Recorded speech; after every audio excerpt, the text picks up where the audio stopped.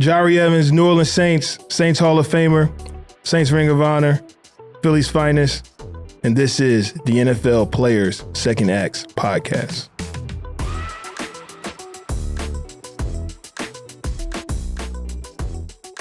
I'm Peanut Tillman, and this is the NFL Players Second Acts Podcast, and with me, as always, is my guy, Roman Harper. What's up? What's up? Tell us who our guest is. I love this guest.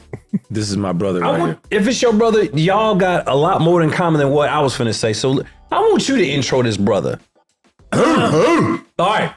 Number one, he is my frat brother, Omega Psi Phi Fraternity Incorporated. But outside of that, he's also a guard, played 12 years in the NFL with the Saints and for the Packers for a year. He is a 6-time Pro Bowler, 5-time All-Pro, Super Bowl champion, Super Bowl 44 to be exact, with the New Orleans Saints. He is a member of the 2010s NFL All-Decade team. He's also one of only 8 members in the Saints Ring of Honor that he was just inducted into this past year. Okay. And he's now an offensive assistant with the New Orleans Saints and constantly your favorite businessman, man. This is number 73, Jahri Evans. Yes. Yes, sir. Welcome to the pod. Hey, finally. Pennsylvania's finest. I'm here. He is PA's finest. PA's finest. Yes, Yeah, yes. man, yeah. Look, man, everybody, if you guys don't know, Jahri was selected in the same draft class as me, 2006 New Orleans Saints draft class. But more importantly, what I want to talk about, Jai, is that, and I want to let all the listeners and viewers know, all right, we're 2 days away, all right? When we're recording this, we're 2 days away from this year, 2025, right? Yeah, 2025, 2025. Hall of Fame class will be announced, and Jahri is a finalist for that. That's right. This is his second time being a finalist in his 3 years of eligibility. So congratulations to that. So how's it feel to get that call? Yeah. What is that like? How does it even work, though? Yeah, just walk me. Yeah, that's what I want to know. When I found out I was a finalist, they did reach out. And my agent reached out and said, you know, you're one of the finalists. Obviously, it doesn't leave the room, and they try to wait till they put it out to the media. Yeah. So, they just reached out. Gerald hit me up and was like, hey, you know, you made the finalists. One more step. We'll see. This is your second time being a finalist. Correct. What was it like the first time? Because I think that's probably a different feeling. Yeah, it was awesome. You know, when you're on that list, and that list is large, obviously, and they got to knock it down a few times. And every time they knock it down, it's just one step closer. You know, the smile gets bigger. You know what I'm saying? So hopefully, you know, it's a celebration weekend. And I get the big call saying that I'm one of the finals. So how will it feel if you get that call this year? Because that would make you one of only 2 linemen in the Saints, for the Saints to be in the Hall of Fame. Do you know who the other lineman is? Of course. Okay. Big Willie. Okay. Big Willie Roaf. There we Willie go. Roaf, yeah.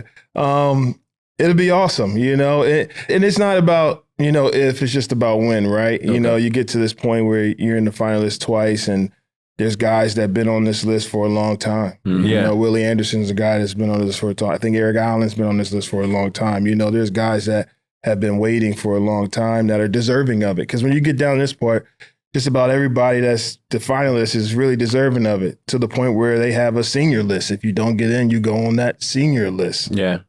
How long is that? What's that process for the senior list? I think it may be 25 years. I'm not sure. Dang. It's like 20 or 25 So after 25 years, you go on the seniors list. Damn. Yeah, it's a process, man. I'm not saying the process is great. But it's the process. It's the process, you know. Just gotta I guess trust you it. trust the process, you know. We'll see. I don't know. And I think they try to put somebody in on the senior list like every year. Like 1 or 2 people that are on that list. I think they try to get in every year. But, you know, I tell everybody the thing about it, I can't get back out there and play no more downs. So Right. the work is the work, you know, it's already put in. So, You know, as a former teammate, I'd like to give you a little bit of your flowers since we got you on finally. All right. They wanted to know, when I say they, I mean the fans and Thomas. Okay. Thomas is our producer. He sits behind the camera. Right. And they would like to know what makes Ja a good leader. And I would always have to respond that, you know, Ja played offensive line, so I didn't see Jahri Evans doing a lot of talking.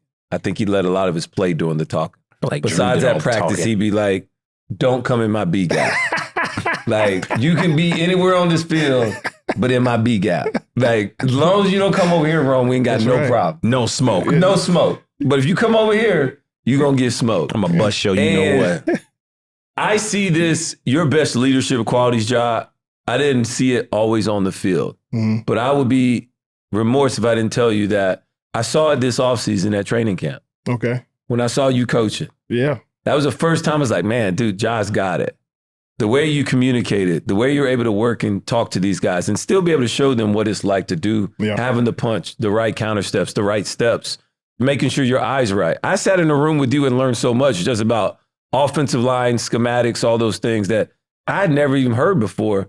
But it makes all the much more sense when you have the right person that's leading the room that can actually communicate these things about where your eyes should be at when you take that first step off the line. And, you know, actually knowing where your targets are at. So I appreciated that. And how has that been for you as a more of a leadership role where now you're expected to do more talking? It's been great, man. Thanks for that, by the way. I remember you sitting in the old line room, learned a lot, taking your notes, had your notepad. I was trying. And just for everybody to know, Roman blitzed a lot. And I told him, hey, just don't be trying to blitz through this B gap, dog. I'm about to put these head and shoulders on you, and I'm not talking about shampoo. You know what I'm saying? So, but yeah, you know, I was always a student of the game. You know, I've had some great teachers: Doug Marone, O-line coach; Aaron Cromer, O-line coach. You know, and then our room, we always kind of taught each other. You know, Stinchcomb, Zach, Goody, Carl, Bush. We all kind of shared different techniques and things that helped each other be the players we had today. Jeff Fain earlier in my career, Jamar Nesbitt when I was a rookie starting. So, you know, I just take those things that I learned on the field, how I break down film, how I watch film. Like I went to Division II. We didn't really watch film in college. You know what I mean? So I learned a lot of these traits and how to study and how to prepare as a pro once I got to the NFL. And I just never stopped learning. I always tried to add things to my game and be on top of the game, because you guys know in this league, in this league, you always got to grow. You got to grow as a player. Things are changing.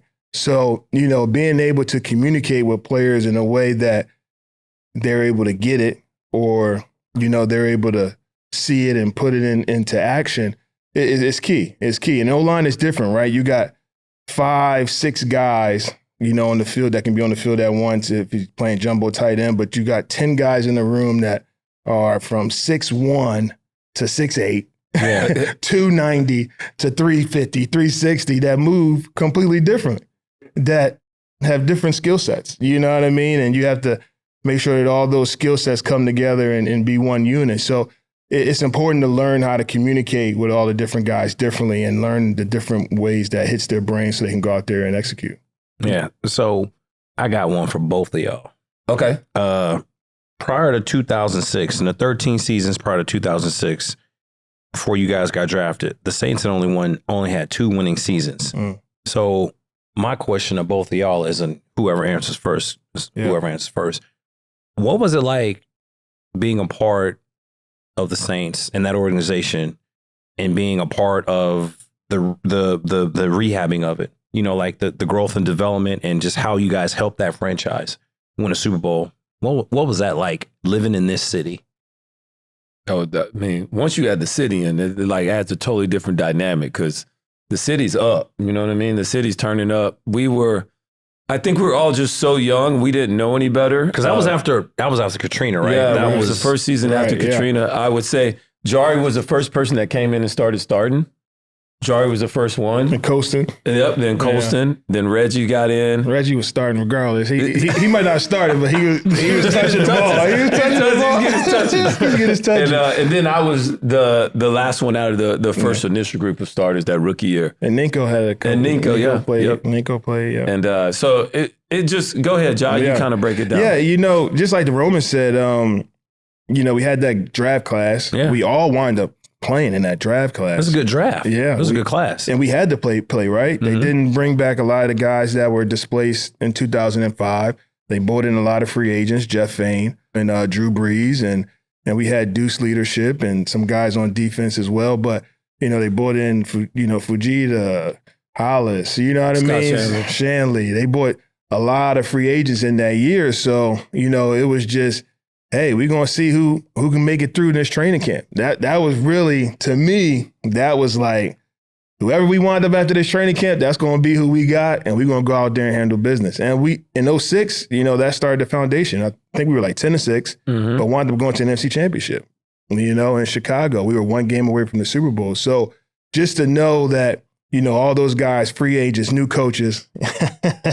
Was you on that Chicago team? He was. Yeah, I was going to say, I thought so. Yeah, They lost the next game. Anyways. Why you gotta hate so bad? Oh my god! But yeah, I can't stand you.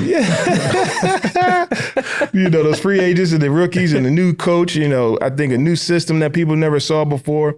That kind of started it off, and then we just kept adding after that. And then we were lucky to get there 4 years later and win one. But yeah, I think that first year, that 06 was, they called us the Junction Boys. I don't think it's a great compliment because a lot of those people died and it was terrible. I mean, water was for the weak, and it was a really, really tough training camp in Millsaps that year. The best thing about Millsaps was literally the lunch food. The lunch food with the lunch ladies was cafeteria awesome. was amazing. It was awesome. The lunch ladies. What made it? The food?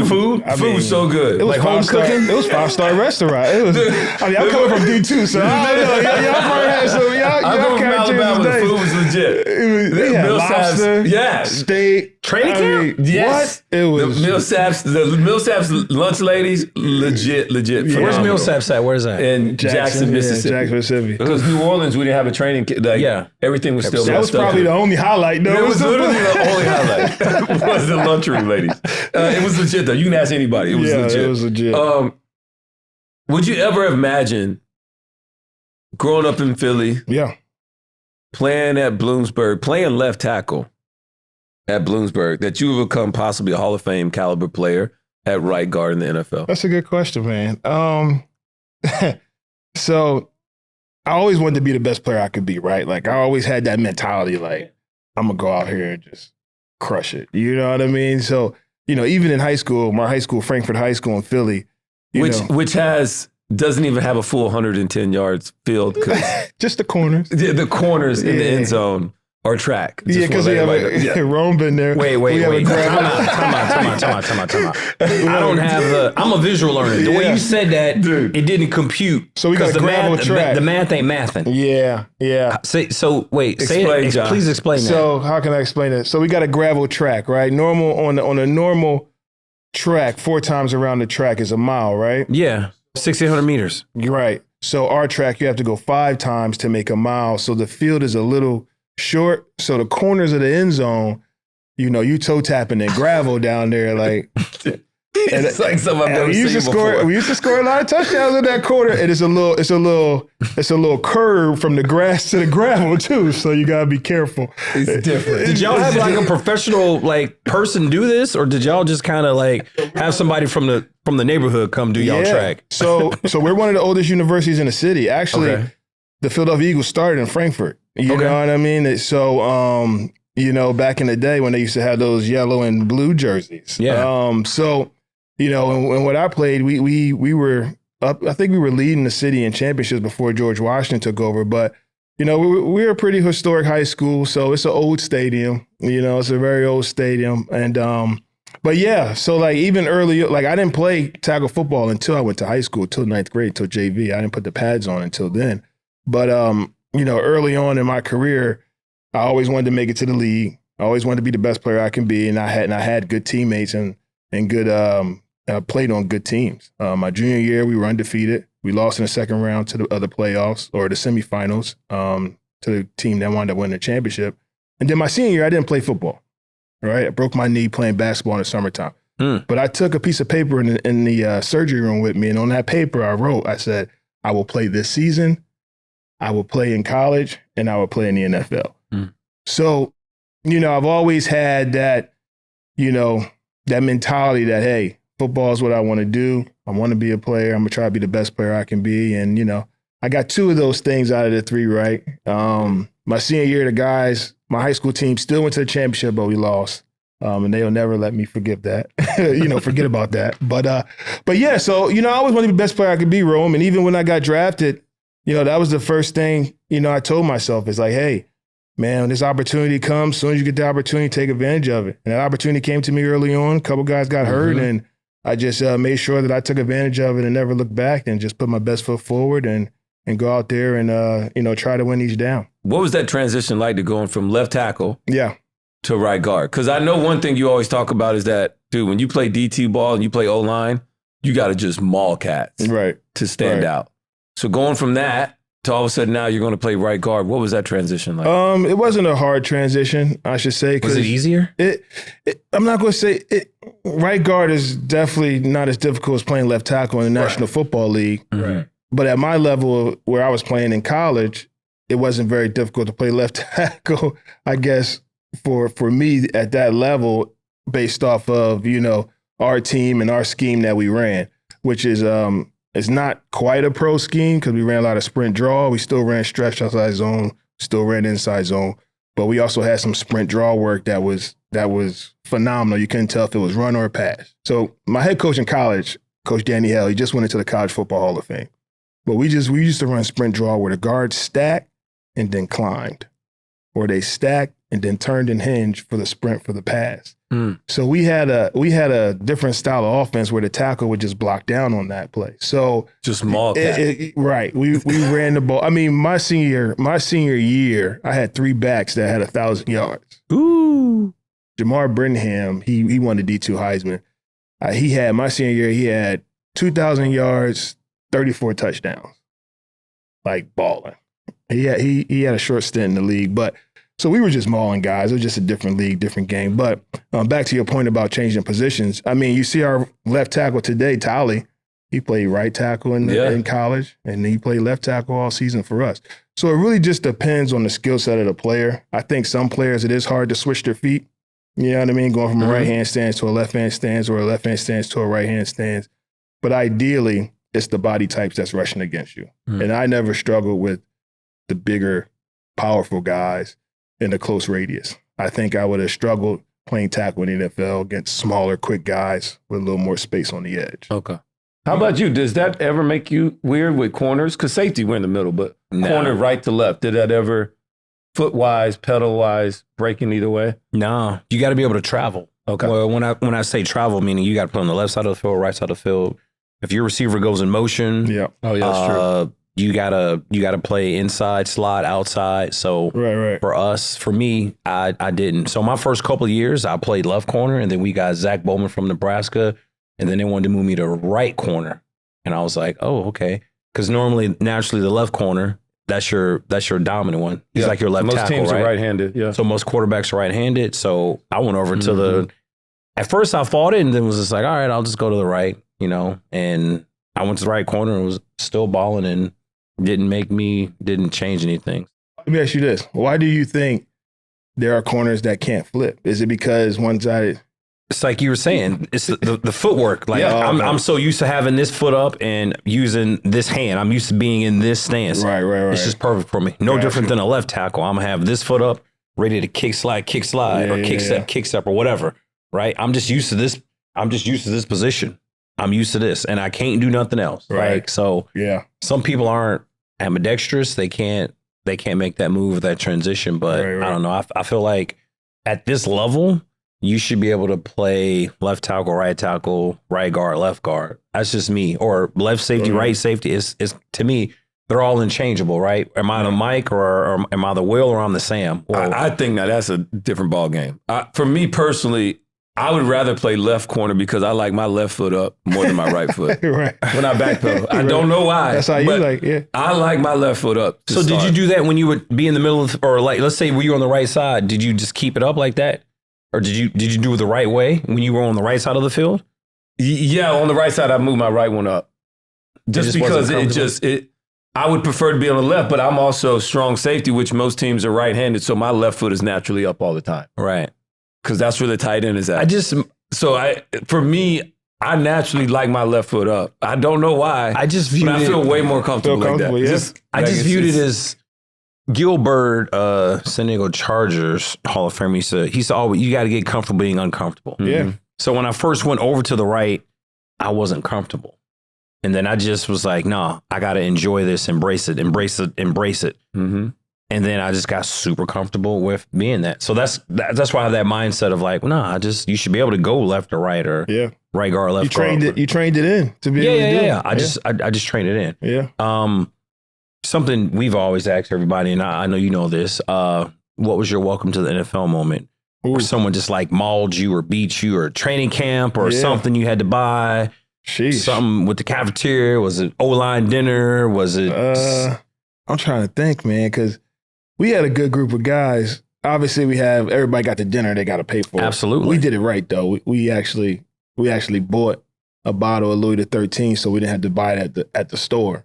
I mean, at the restaurant. At the restaurant, when they upcharge you. About that on mine too. They upcharge you like $1,000. Yeah, so we had a smart. We just took shots at my dinner. We just took the shots. That was it. But I'm trying to think.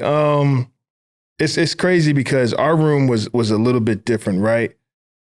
Nobody in our room in 06 started besides Jamal Brown, who he was drafted the year before as a rookie. But I would say training camp, when we went against the Texans, I got into a fight. You don't even look like you fight. Yo. Big nice guy, right? Yo. When they drafted this guy with glasses, I'm like, who is this guy? He looks like he's just a big nice guy. Big juice baby. Juice baby. He came in here smiling like that what's up, juice. Roman, man? What's up? Like that juice, yeah. I got into a fight, man. I got into a fight against a guy on the Texans. And we were doing one-on-ones, O-line, D-line. And he just went straight for my face mask. He wasn't even trying to. Oh, he's trying to set the tone. Yeah, he just went straight for my face mask, right? And I remember Coach, he was like, listen, you guys want to go, just make sure you go. Like, don't be tiptoeing on it, right? So he went for my face mask. I'm all jacked up like this, trying to block him. I'm like, all right. And O-line, D-line, you do 2 reps. So the second rep, he did the same thing. Came up, wasn't even trying to beat me, just went for the face mask. And I just, after he let go, I approached him. And then he mushed me. He mushed me, right? So he got the first one off. Then I just let the hands fly. Bang, bang, bang, bang, bang. His helmet popped off. He got a bloody lip. But I'm on the bottom of the pile. Like, it is a massive brawl. You guys know how that is. I'm on the bottom of the pile. This is the worst. I've never felt this in my life. I'm on the bottom of the pile, and I just feel the pile getting heavier and heavier and heavier to the point where I'm doing like a static push-up because I can't go no further. The ground is there and I can't take a breath. At some point, it was bananas. I said, yo, I ain't fighting no more. If I'm going to wind up on the bottom because a fight broke out and I'm in the middle of this, like, I don't know if that's safe. But his lip was busted. I was fine. My helmet stayed on. His smart guy got knocked off. But he was mad the rest of the practice, obviously. And then Coach Payton was, saying his Rocky stories in Philly and all that. So it was funny. But that bottom of the pile moment, my shoulder pads, the buckles was bent. It was a scary moment for a few seconds for me down there at the bottom of the pile. There's a lot of weight. It's a lot of weight. A lot of weight. So who's the toughest D lineman you ever had to face? Oh man, I get this one a lot. All right, so you got different kinds of D linemen, right? Yeah. I would say Gerald McCoy was probably the best get off. He'd be a wide four technique. He's just streaming up the field, quick, fast, flip his hips. And then you got guys like Dominican Sue, who just wants to muscle you. He's not really flipping his hips, right? I'm not scared of him getting past me with his hips. And I never really struggled against those kind of guys. But then you got like Haloti Ngata, who's he's just a massive human being. Yeah, it's just like human being. I remember being the 2-minute drill before half. And it's like 1:50 left. And we in the dome. And we throwing the ball. We got Drew. Ain't no draws. It ain't nothing. Ain't no screens. We just cut out, throw the ball. And Haloti Ngata's in like a 4-eye or a 5 technique, meaning like he's head up on the offensive tackle. And he's about to rush the passer. He's just about to take 5 hard steps as hard as fast as he can and just try to put me through the wall down there, literally. And when you watch the film, I'm taking a pass set, but my head and shoulder pads is as low as I'm coming off the ball, like I'm running, like we're doing a run play. It is bananas. And I had to do that for a minute. It's 20 seconds for the whole 2-minute drive. So guys like that they're just difficult, tough guys. Then you have your Henderson and your Stroud. The biggest guy I ever played against was Sam Adams in Cleveland in 06. He was just a massive human being. They don't make him, they don't really be that size anymore. But yeah, I've had a lot of tough battles, but Haloti Ngata and I would say like, Gerald McCoy were some my long battles that I've always had against those guys over the years. Yeah. A lot has been said about Sean Payton's complicated play calls. And Drew was on TV and he was on one of these late night shows and he recited one of the plays. Yeah. Did you really tune out or did you listen to the whole thing or did you just listen to your small piece? Right. Like, I don't care about the Z posts. Yeah. So it's funny because I see this. I know a clip you talk about and they've always been talking about it. So you have to listen to the whole play, right? Because what comes at the end of the play? The snap count. So it's not like if you miss the snap count, then you're not getting off the ball. Now, is the whole play talking to us? No. You know what I mean? The first play is the run play. Like he said, I think it was like /36 Bob or something. So we know what /36 Bob means. Slash means one thing, 36 means one thing, and Bob is talking to everybody on the blocking scheme. And then if he says kill to a pass, the protection is really the first part of the pass, and then the rest of it is the routes. Like, I don't know you to know X spear, Y Lucy, spear, or post, or dragon. No, I don't need to listen to all that stuff. But I do have to hear the damn snap count that comes after. So I'm not completely tuning it out, but I know it's not talking to me. Once I hear the protection, the routes after that doesn't really talk to us. So could you recite one of those complicated plays right now? Probably. Oh, yeah, he got it. You can say. Give me one of Sean Payton's old plays. Give me one of those. He put me on the spot. Not the Saints. Give me one of Sean's old school plays. So you can say green right tight, ride 34 Bob, kill 82, X Harry, Z post, Y seam, on one. That's 2 plays. Ours was so easy. Yeah, like so. And I probably messed up the routes a little bit. Yeah. But those are routes. So when I did training camp with the Saints this past offseason, I went in there with Ja when all the players are gone and we're just getting like some reps. He's doing some stuff on the computer. He's like drawing up plays. And I'm just asking, like, so what does this mean? And why is this like, this is the same run, but this time you toss it versus you hand it off. Why is it this? Yeah. Everything was a why to me. Like it didn't make a lot of sense. Oh, well, all the runs are based upon cars or something. I'm like, what? Yeah. So this is a different type of car. It's a whole different language. Yeah. It's a totally different language than what we do on the defensive side of the football. Yeah. You guys. Where it's like 3 words max, 3 or 4 words, and then we're done. Like we don't have time. You guys are like slide right Tokyo. That's it. That's it. Everybody know what that means. Yeah. You know what that means, Peanut? Mm-mm. You should. You know what Tokyo means. Mm-mm. Just cover 2. Yeah, it's easy. Oh. Yeah. He knew that. I didn't know that. You've been on a lot of football teams. You won 1 Super Bowl. What was so special about that 2009 season? And what really stands out to you about that year, that season, whatever that was, that made that one just a little bit more different than all the rest of the seasons you played? The one season that was probably the most similar to that season was the 11 season, just because of stats-wise and how well we were rolling, how much we won.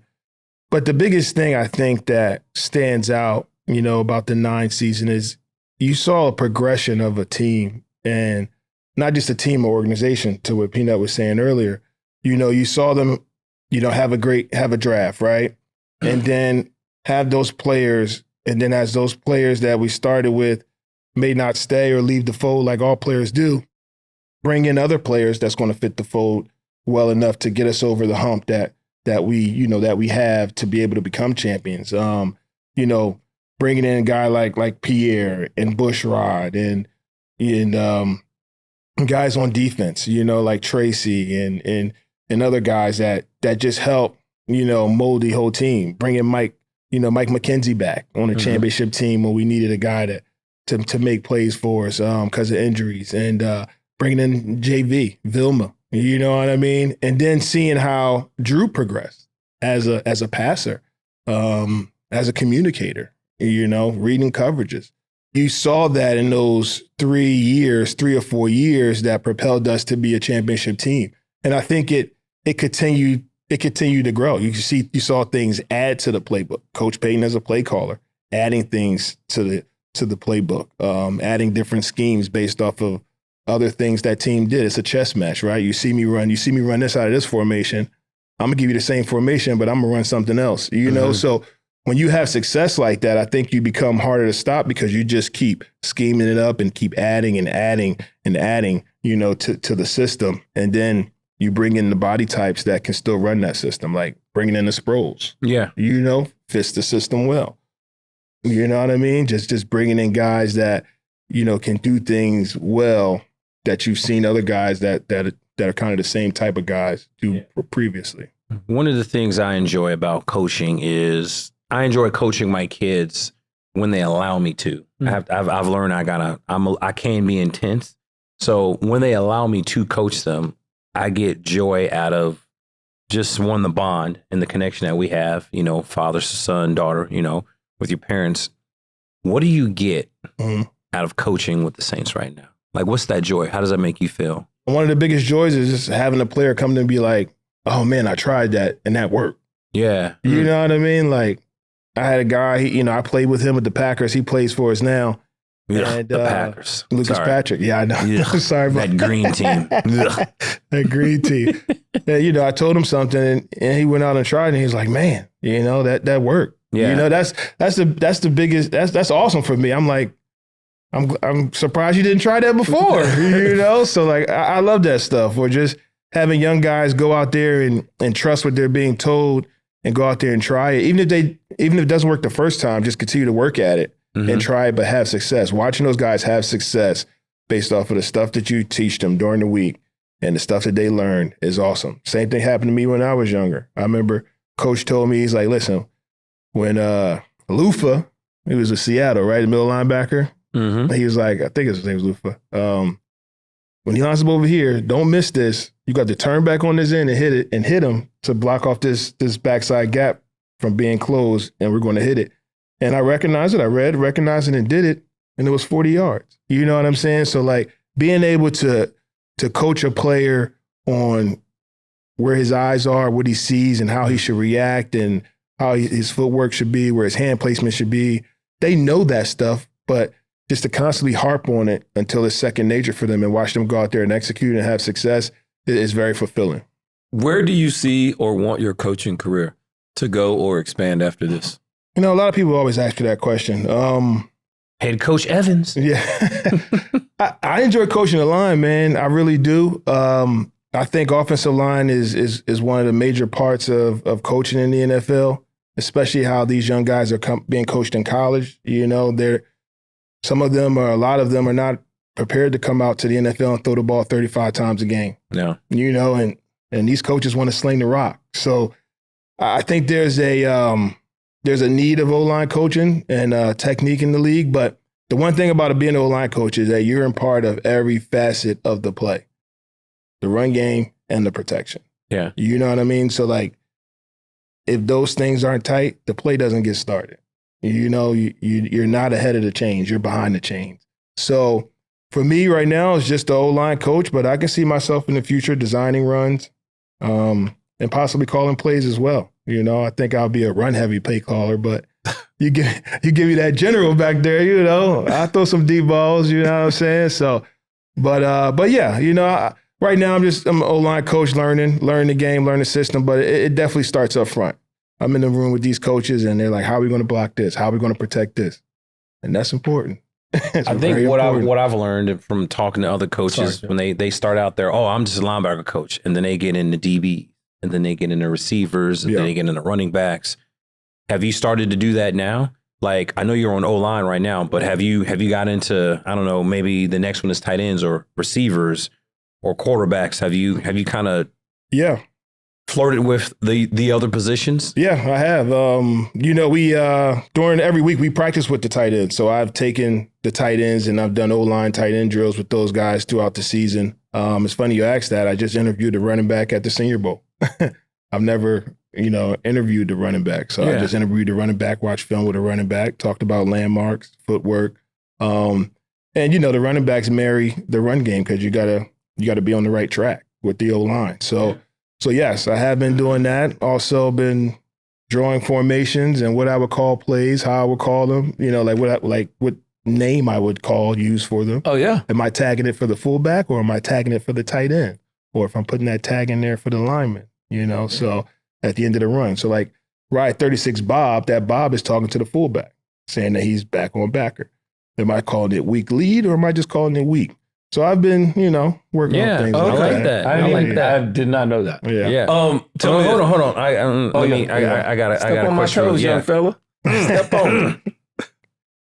If you had a play caller to work with, your wish list right now, that's fine. Past, future, whatever. If there was a guy or a gal, who you wanted to work with, a play caller, I really don't. I don't know. Who I've worked with in the past that people may not know of. I've had 2 great experiences at these last 2 All-Star games. So 2 years ago, coached at the East-West game, and Davis Webb was our play caller. Mm-hmm. Mike Caffer was the head coach at the East-West game, and Davis Webb, who's with the Broncos, was our play caller. He did a good job, and we won that game. And then this past weekend, Joe Thomas was the play caller. And Joe called his butt off, man, this past game in the Senior Bowl. He did a really, really good job. So I like both of those game plans, and we wound up winning. So I'm going to go with those 2 guys. Okay. And it was their first time calling the game. That's something I never thought about. Yeah. The interviewing process. Like, are you ready to start getting into the draft mode? Because being an NFL coach, that's part of it, right? The draft grades, the scouting players. Those are probably some of the things that we don't talk about enough as people that follow the game, and how important that piece of it is, because you're always looking for the next guy. Yeah. Have you thought about how that process is going to go for you, or have you already started doing some of that stuff? You're right. It's one of the, I'm not going to say the most important, because you don't really do that during the season. You're coaching the guys up. But, Jeff Ireland told me when I took the job, 2 years ago, hey, you got to dial into these evaluations. You got to dial into these evaluations. And he's exactly right. So last draft, I looked at 30 to 40 college offensive lineman film, wrote evaluations on all of them. So we do, as coaches, scout. I wouldn't not say scout, but we do watch the film and write evaluations for the ball club to look at. So I'll be doing that this offseason also. And luckily, I was just at the Senior Bowl, so I got a good insight. 10 evaluations of guys that I coached, and got a chance to sit down with the O-line on the other side. So that's 20 guys that I got to put eyes on. All right. I guess my final question to you is your personal Mount Rushmore. If you had to pick 4 influential people in your life, who would those 4 people be? First one would be my mother, strong woman. And, raised me. I'm the youngest of 4 on my mom's side. My second would be my older sister, Carmela. She's awesome. Works at City Hall. She's a vocalist. She sings. She has a few albums out. She's awesome. And then I would say number 3 would be my college coach, Coach O'Brien, amazing guy, loves ball, taught me a lot about ball, won a lot of games in college. He's put 3 offensive linemen in the NFL, 2 since me. So he's a great coach. Let me see. Who would be number 4? I would say, my grandmom Ruby on my dad's side. She, when I went to middle school, I used to go to her house every day after school. She lived right down the street from my middle school, which was right behind St. Joe's Prep, which is a big-time high school in Philly. I was supposed to go to the Prep, but I didn't go to the Prep. But yeah, I would say my grandma Ruby is, really influential in my life. And I'll give you one more. It's my Uncle Ernie. He was amazing. My mom's oldest brother. Yeah, he was amazing. In what way? Love that man to death. When I was young, took me to a lot of games. When I got hurt, took me to my doctor's appointments, rehabbing my knee. He was just always around the family, and he made an awesome sweet potato pie. Awesome sweet potato pie. Boy got to eat, dog. Phenomenal. But yeah, that would be my Mount Rushmore. Shout out Uncle Ernie. I like that. Well, Ja, man, I gotta say 2 things. Number one, Ja's one of the greatest teammates I've ever had in my life. Somebody asked me if I had to have one roommate from any former teammate. I said you. Oh, I appreciate that. Number one, we'd have a great time. Yeah, we were balling. Yeah. Number two is because of who you are genuinely as a person. I'm appalled. He didn't. We wouldn't have a good time. No, you'd be playing tricks. I would be asleep. Shadows and stuff. I would be asleep. No. You don't trust me to do that? No, I don't. I would pick Ja. And so, and what a lot of people don't know is that from about the year 2009 until I left after 2013, every pregame I prayed and held Ja's hand because I wanted to have a big juice baby like Ja. And I don't know. He ain't lying. He just say that all the time. I was like, yo. I want a big juice baby. So I'm going to hold Ja's hand during the pregame prayer. And we did that for about 4 or 5 years straight. Yeah. And so Ja's been my guy, man. I'm so happy to have you on here. And one of the most incredible feats, I've only seen this one time in my life. I used to have my charity golf tournament back in Prattville. And of course, we ended up at Waffle House at about 2:33 in the morning. And I'd never seen this before. Stack them waffles up. No, not at all. Ja ordered a 7-egg omelet. 7-egg omelet. Real rap, I did. Real rap. And the fact that he ordered it and killed it. And the fact that he ordered 7 told me that he had ordered 8 and that was too much. And 6 wasn't enough. You know what I'm saying? This is Hey, the experiment. You know what you want. You know what you want. Dead on. You know what I'm saying? And let's do that tomorrow. 7-egg omelet. This is 2 things. I just had never seen that before. I just want to share that story with my guy. 7-egg Love you to death, Ja. And man, thanks for coming out and doing this and spending some time with us, For man. sure, man. Wish nothing but success. He's still crying. He's still crying. Beautiful things for you guys. It was funny. Because I remember when he said it, he was like 7. He was like, what made you pick 7? I said, bro, I just know I wanted 7 in them things. Like, I needed 7. He would not let it go for like the whole weekend. It was crazy. Yeah. No, it was awesome, man. No, you guys are amazing. I love your podcast, man. You guys are doing great stuff, man. You guys are doing awesome stuff. Appreciate it. Thanks, For man. sure, man. Appreciate it, man. Thanks for blessing that time, man. And good luck. Yeah.